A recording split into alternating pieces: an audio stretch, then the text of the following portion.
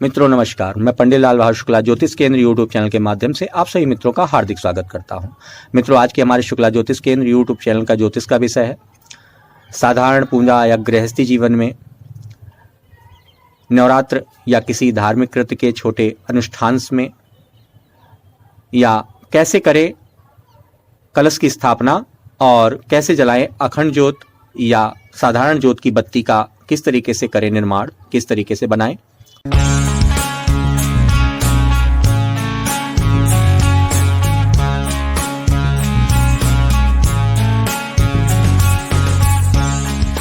से कलश स्थापना और घर में अखंड ज्योत अगर आप प्रज्वलित करना चाहते हैं नवरात्र देवी दुर्गा के पूजन में या किसी साधारण अपने घर में किसी अनुष्ठान का कार्य कर रहे हैं तो किस तरीके से अखंड ज्योत प्रज्वलित की जाती है, और या साधारण ज्योत जलाते हैं तो उसके लिए किस तरीके से कलावा मोली से जो बत्ती बनाई जाती है और अखंड ज्योत की बत्ती बनाई जाती है, उसके विषय में मैं आपको इस शुक्ला ज्योतिष केंद्र यूट्यूब चैनल के माध्यम से बताने जा रहा हूं।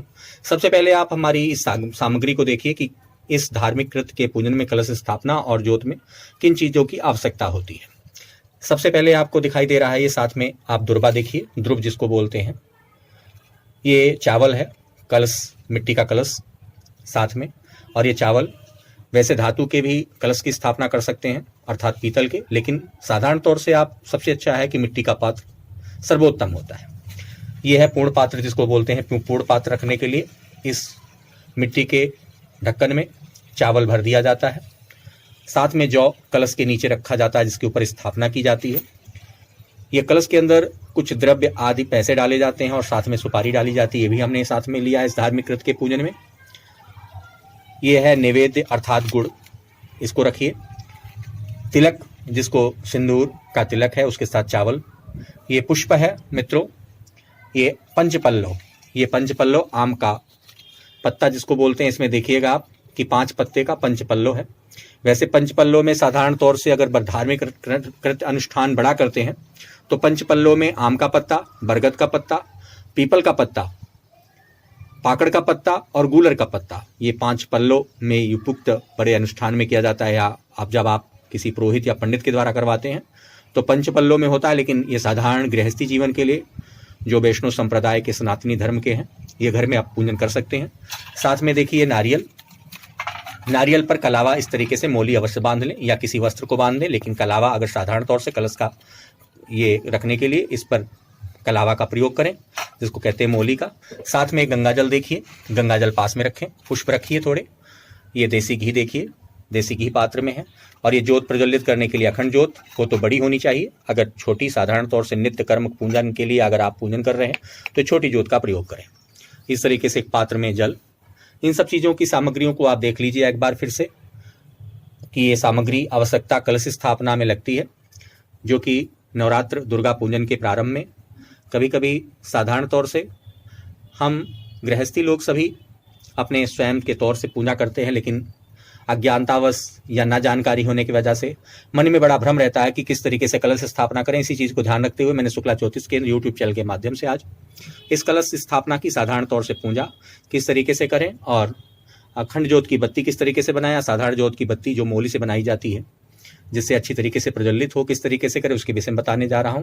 आप हमारे इस पहले चैनल को सब्सक्राइब करें, बिल वे घंटी बटन को दबाएं, अपने मित्र समूहों में आप हमारे इस वीडियोस को शेयर करें जिससे ज़्यादा से ज़्यादा लोगों को लाभ प्राप्त हो। तो आइए मित्रों, अब आपको हम बताते हैं किस विधि से किस तरीके से कलश स्थापना और अखंड ज्योत प्रज्वलित या अखंड ज्योत की बत्ती किस तरीके से बनाई जाती है और साधारण ज्योत की बत्ती किस तरीके से बनाई जाती है। जैसा कि सारा सारी सामग्री बताई कलश स्थापना में। अब कलश स्थापना के लिए सबसे पहले आप साधारण तौर से गणेश, लक्ष्मी की, गौरजा माता की, भगवती की पूजा करते हैं, वो तो विषय वस्तु में पता ही है। गणेश जी की सर्वप्रथम पूजा किसी भी धार्मिक कृत्य अनुष्ठान में कार्य में किया जाता है। अगर आप करते हैं सबसे पहले गणेश जी की वंदना करिए, अपने गुरु महाराज जी की वंदना करिए, भगवती गौरजा माता का पूजन करिए। उसके बाद कलश हमारे जीवन का सर्वोपरि पूजन का कार्य है, क्योंकि वरुण देवता की पूजा के बिना कोई भी पूजन कार्य शुद्ध या सफल नहीं होता है। वरुण देवता अर्थात जल देवता माता के गर्भ में 6 महीने रहने के समय उपयुक्त उस बच्चे का पालन पोषण 9 महीने तक उस बच्चे का पालन पोषण गर्भ में जल के द्वारा ही होता है। अर्थात जीवन ही जल है। इसीलिए वरुण देवता को क्षीर सागर के मंथन के द्वारा उत्पन्न हुए अमृत कलश की स्थापना के द्वारा इस कुंभ की प्रतिष्ठा कहते हैं। इसके अंदर सभी तीर्थों का वास होता है। इसके अंदर कलश के कुंभ में ब्रह्मा जी और बीच में विष्णु जी और इसके कलश के नीचे स्वयं शंकर जी वास करते हैं। इस तरीके से सभी देवी देवता इस कलश के अंदर वास करते हैं। इसकी स्थापना और इसके दर्शन मात्र से सभी मनोकामनाएं पूर्ण होती हैं। तो मित्रों, आइए अब आपको बताते हैं कि किस तरीके से, किस विधि से और कैसे करना है। कलश में इस तरीके से मोली को, कलावा जिसको बोलते हैं, उसको 2 बार नहीं, कम से कम 3 बार घुमा करके इस तरीके से सर्वप्रथम सबसे पहले कलावा को बांध दीजिए। जैसा देख रहे हैं कि कलश में स्वास्तिक का निशान बनाया हुआ है। स्वास्तिक का निशान इस तरीके से आप कलश में बना दीजिए, क्योंकि शुभ और बड़ी प्रतिष्ठा के द्वारा कलश स्थापना की जाती है। अब इसके बाद मित्रों, जिस पृथ्वी पर आपको, जिस जगह पर आपको कलश स्थापना करनी है, अगर अपने मंदिर धार्मिक स्थान पर ही किया जाता है तो सबसे पहले भूमि को स्पर्श करके कहें कि हे पृथ्वी आदि भगवती, आपकी पृथ्वी पर मैं धार्मिक कृत्य करने जा रहा हूं, मुझे आज्ञा प्रदान करें। उसके बाद इस जो बताया है, जौ को पृथ्वी पर रख दे। पृथ्वी पर रखने के बाद जौ को, कलश को स्थापित करें। कलश इस तरीके से उस पर स्थापित कर दें। कलश को स्थापित करने के बाद अगर जल पात्र को भर दें, लेकिन थोड़ा सा जल अवश्य उसके अंदर डालें, जल डालें। उसके बाद गंगा जल डालें उसके अंदर। गंगा जल कलश के अंदर अवश्य डालें। क्या क्या सामग्री डाली जाती है उसके विषय में बताने जा रहा हूं आपको। देखते रहिए आप हमारे इस यूट्यूब चैनल्स को। गंगा जल डाला, आप अपने मन में अपने गुरु के बताए मंत्र का जाप कर सकते हैं। ओम गण गणपते नमः मंत्र का जाप कर सकते हैं। ओम वरुण देवाय नमः इस मंत्र का जाप कर सकते हैं। इस तरीके से कलश में जल डाल दिया और बोलिए, भो वरुण यहाँ गच्छ यहाँ तिष्ठ स्थापयामि पूजयामि, अर्थात हे वरुण देवता, आप यहाँ प्रतिष्ठित होकर वास करिए और मेरी पूजा को ग्रहण करिए। इस तरीके से कलश को स्थापित करें और प्रार्थना करें। इसके बाद कलश में जैसा जल भर दिया, कलश में आप सुपारी, ये सुपारी देखिए, सुपारी डाली। कलश में कुछ द्रव्य डालिए, पैसे अर्थात पैसे डालिए, द्रव्य डाल दिया। इसके बाद कलश में दुर्बा डाल दीजिए। दुर्बा बहुत उत्तम होती है, दुर्बा डालिए। थोड़ा सा जैसा बताया इसमें सिंदूर डाल दीजिए। इसके अंदर मिष्ठान डाल दीजिए। देखिए जैसे मैंने नैवेद्य बताया था, गुड़ डाल दीजिए। गुड़ डालने के बाद थोड़ा सा पुष्प डाल दीजिए। पुष्प डालने के बाद इस पर ये देखिए पंचपल्लव, आम का पत्ता इस तरीके से रखिए मित्रों। माताएं और बहनें जो देख रही हैं हमारे इस वीडियोस को, आम के पत्ते को इस तरीके से स्थापित करके 5 पत्ते होने चाहिए। उसके बाद इसके ऊपर पूर्ण पात्र रखिए, पूर्ण पात्र रखिए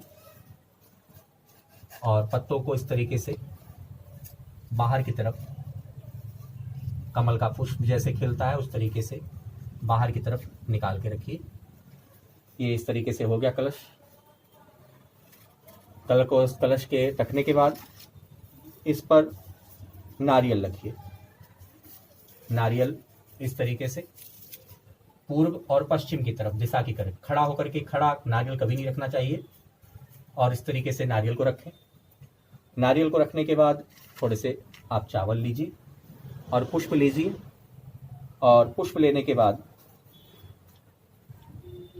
बोलिए कि आप मेरी पूजा को हे वरुण देवता ग्रहण करिए और स्थिर होकर के इस मेरे धार्मिक कृत अनुष्ठान के निमित्त मेरी पूजा को सफल बनाइए। इस तरीके से डाल दीजिए पुष्प चावल।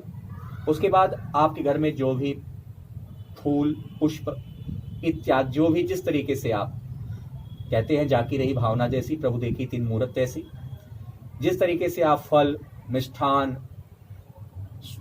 पान का पत्ता इत्यादि जो भी वस्तु इस पर चढ़ाना चाहते हैं चढ़ाइए, नहीं तो हाथ जोड़ करके प्रार्थना करें। और इस तरीके से प्रार्थना करने के बाद कलश स्थापना हो गई। अब मित्रों आपको मैं नित्य पूजन कार्य में आप देखते होंगे कि रुई की बत्ती का प्रयोग करते हैं, लेकिन कभी कभी जो सत्संग होता है या 2-4 घंटे का भजन कीर्तन सुंदरकांड का पाठ होता है, तो आप उसके लिए उपयुक्त होता है कि हम मोली की बनी कलावे से जो देख रहे हैं, इसकी कई मेरे YouTube चैनल्स के माध्यम से या मैंने देखा है कि वो कहते हैं कि कलावे की मोली किस तरीके से बनाई जाती है और बड़ी अच्छी होती है, किस तरीके से बनाई जाती है उसके विषय में बता रहा हूँ। किस तरीके से बनाना है देखिए, इसको इस तरीके से मोली के एक हिस्से को पकड़ के रखिए और दूसरे हिस्से को इस तरीके से घुमाते रहिए मित्रों, घुमाते रहिए। इसको एक हिस्से को बस पकड़ के रखना है आपको, और एक हिस्से को पकड़ के रखने के बाद इसको खूब घुमाते रहिए कि ऐंठन आ जाए, इस पर ऐंठन दीजिए काफ़ी। इसके बाद ये देखिए इस तरीके से इस हिस्से को इस तरीके से दोनों हिस्सों को बराबर मिलाइए कि जरा सा भी घटा बढ़ा ना रहे। और इसके बाद ये देखिए इस तरीके से हो गई। अब इसके बीच का मध्य का भाग देखिए कि मध्य का भाग किस तरीके से है। इस मध्य के भाग को दोनों को हिस्सों को अलग अलग करिए, अर्थात दोनों हिस्सों को अलग अलग करके इतना बराबर, या अर्थात तीनों के हिस्से बराबर हो जाए। और उस बराबर के हिस्से को फिर देखिए, ये देखिए बत्ती बन गई, ये सुंदर बत्ती, और ये प्रज्वलित रहेगी। और इसको इसके बाद ज्योत में इस तरीके से रखें। ये देखिए इस तरीके से बत्ती बनाने की विधि। ये पूजन कार्य केवल मैंने धार्मिक कृत में कि गृहस्थी लोग पूजन कार्य को कर सकें इसके विषय में बताया है। अब इसमें आप घी की जो बत्ती डाल करके और उसके बाद इसको प्रज्वलित कर सकते हैं। अब अखंड ज्योत की बत्ती आपको बताते हैं कि अखंड ज्योत की बत्ती किस प्रकार बनती है। उसके लिए आप इस तरीके से बड़ी बत्ती, अगर नवरात्र में देवी जी की आपने अखंड ज्योत प्रज्वलित करनी है तो इस तरीके से बत्ती को एक हिस्सा लीजिए, देखिए, फिर तरीके से उसी तरीके से ऐंठन करिए, ऐंठिए, और ऐंठन करके खूब अच्छी तरीके से, जितनी ऐंठेंगे उतनी ही बत्ती बहुत अच्छी तरीके से प्रज्वलित रहेगी। इस तरीके से देखिए मित्रों, आपको दिखाई दे रहा होगा इस वीडियोस के माध्यम से।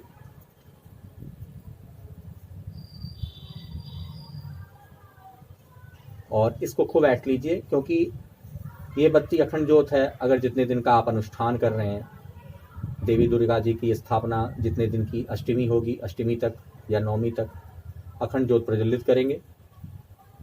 आप एक बात का ये जरूर ध्यान रखें कि किसी प्रकार का भगवती महामाया कभी किसी के ऊपर कुपित नहीं होती, इसलिए वहम का शिकार ना हो। आप भगवती महामाया का श्रद्धा भाव से और एक साधारण तरीके से, आप केवल विश्वास के साथ भगवती महामाया का पूजन करें। देखिए इसको खूब ऐंठ लिया, उसके बाद इन दोनों हिस्सों को फिर से मिलाइए। मिलाने के बाद देखिए, आप घर में स्वयं बस ये ध्यान रखिए कि स्वच्छ और साफ मोली हो। इस तरीके से देखिए ये बन गया। उसके बाद जब अखंड ज्योत जलाते हैं आप, तो इस चीज़ का ध्यान रखिए। आपने बना लिया इस तरीके से, अगर और इस तरीके से मित्रों आप इसमें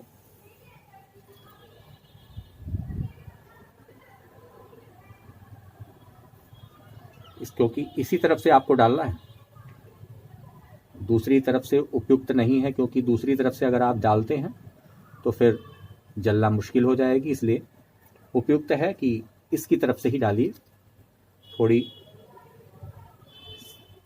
आप इसके लिए हम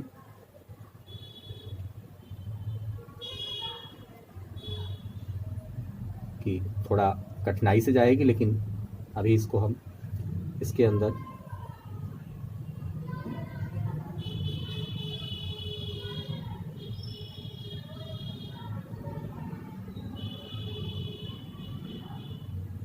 ये मूली इसके अंदर हमने अखंड ज्योत जो प्रज्वलित करनी है इसके अंदर डाल दिया। एक बात का ध्यान रखिए कि घी हमेशा जो अखंड ज्योत के अंदर डालें वो जमा हुआ घी ना हो। इसीलिए क्या होता है कि हम जमा हुआ घी डालते हैं तो हमेशा घी पिघला हुआ होना चाहिए, जिससे कि ज्योत अच्छी तरीके से प्रज्वलित होगी। इस तरीके से इसको रखेंगे तो देखेंगे कि आप घी। और एक बात का और ध्यान मित्रों कि घी को हमेशा, ये देखिए, ये इस तरीके से बत्ती को बनाया और इसमें ये घी डालना है। इस टाइम तो गर्मी के समय चलो मान लो घी पिघल जाता है, और डालने से भी घी को हमेशा कम ना डालें। ये ध्यान रखें कि घी ज़्यादा ही तरीके से हो मात्रा में, जिससे कि अगर घी में बत्ती नहीं डूबी रहेगी तो ऊपर का हिस्सा काला पड़ जाएगा और फिर बाद में जलने में परेशानी आएगी। घी को, बत्ती को अच्छी तरीके से ऊपर तक लगा ले। लगाने के पश्चात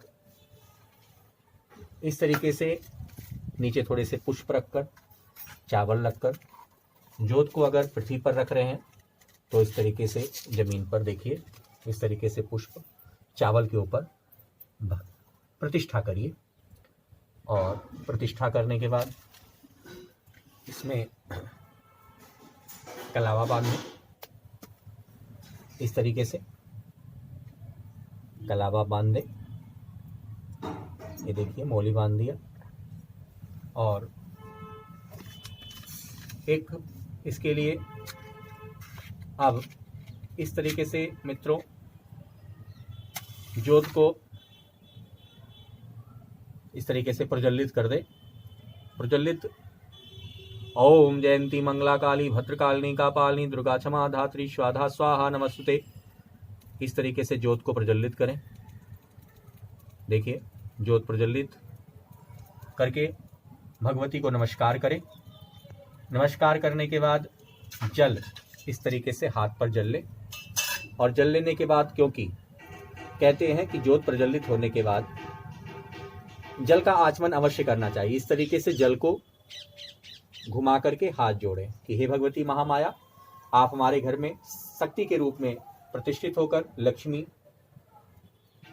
के रूप में, भगवती के रूप में, महामाया के रूप में, चिंतपूर्णी के रूप में हमारे घर में प्रतिष्ठित रहिए। हमारे ऊपर अपनी कृपा दृष्टि रखें। जिस तरीके से ज्योत प्रकाशित होकर के अंधकार को दूर करती है, हमारे घर के अंधकार को दूर करके हमारे ऊपर कृपा दृष्टि रखें। फिर मित्रों जैसा बताया, इसमें थोड़ा मिष्ठान डाल दीजिए। चंदन टीका इस तरीके से है, करिए। इस तरीके से ये कर दिया, लगा दिया। और इस तरीके से साधारण पूजा जो है पुष्प हमने रख दिया है। इस तरीके से अखंड ज्योत प्रज्वलित हो गई। एक बात और विशेष का ध्यान रखें मित्रों, आपकी अखंड ज्योत जितने दिन का आप जलाते हैं, क्योंकि नवरात्रों में आप अगर अनुष्ठान करते हैं तो जितने दिन, अष्टमी तक, नवमी तक ज्योत प्रज्वलित रहेगी। कई लोग अष्टमी तक, अष्टमी को विसर्जन करते हैं, कई लोग नवमी विसर्जन करते हैं। इसके लिए आप एक काम करिए कि अगर आपको इस ज्योत को कभी भी ठीक करना है तो पहले इसी ज्योत से, अर्थात इसी तरीके से आपको बता दें कि इस तरीके से ज्योत को प्रज्वलित करके फिर इस ज्योत को आप रख लीजिए। इस ज्योत को प्रज्वलित करके अगर आपको इसको ठीक करना है या इसको ऊपर करनी है बत्ती को, तो ऊपर ठीक करने के लिए सर्वप्रथम एक ध्यान रखें कि एक नई ज्योत इसी से प्रज्वलित करके, इसी ज्योत से प्रज्वलित करके रख ले, जिससे कि अगर मान लो कोई भय हो कि अगर ये अनुष्ठान, ये हमारी अखंड ज्योत कहीं हो सकता है हवा से इत्यादि से अगर लुप्त हो जाती है, तो उसी ज्योत से जलाई हुई ये जो दूसरी ज्योत आपके साथ समीप पर प्रज्वलित रहेगी, उसी ज्योत से फिर से इस ज्योत को प्रज्वलित कर दीजिए। फिर इस अखंड ज्योत का, ये ज्योत को माना जाएगा कि ये ज्योत बुझी नहीं है। इस तरीके से आपको मैंने शुक्ला ज्योतिष के यूट्यूब चैनल के माध्यम से साधारण तौर से गृहस्थी जीवन के लिए इस पूजन का महत्व बताया। आपको हमारा ये विषय कैसा लगा? आप हमारे इस चैनल पर नीचे दिए गए यूट्यूब चैनल के लिंक पर अपनी राय अवश्य दें तथा हमारे इस चैनल को सब्सक्राइब करें। हम आपको समय समय पर ज्योतिष से संबंधित तथा धार्मिक अनुष्ठान से संबंधित जानकारी देते रहेंगे। तब तक के लिए मित्रों नमस्कार।